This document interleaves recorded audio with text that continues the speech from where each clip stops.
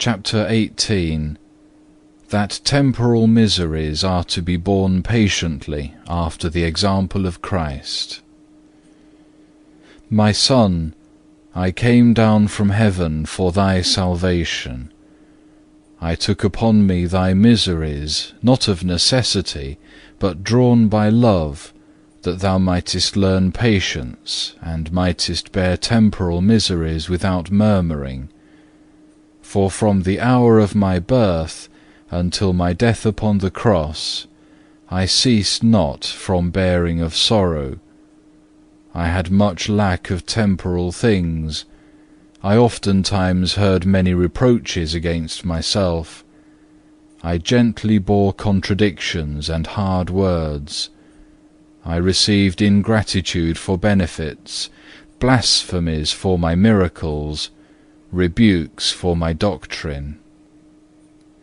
Lord, because thou wast patient in thy life, herein most of all fulfilling the commandment of thy Father, it is well that I, miserable sinner, should patiently bear myself according to thy will, and as long as thou wilt have it so, should bear about with me for my salvation the burden of this corruptible life.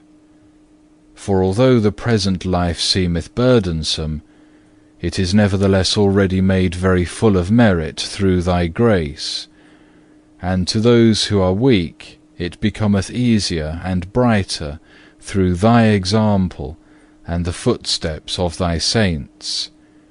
But it is also much more full of consolation than it was of old, under the Old Testament, when the gate of heaven remained shut, and even the way to heaven seemed more obscure when so few cared to seek after the heavenly kingdom. But not even those who were then just and in the way of salvation were able, before thy passion and the ransom of thy holy death, to enter the kingdom of heaven. O what great thanks am I bound to give thee, who hast vouchsafed to show me and all faithful people the good and right way to thine eternal kingdom.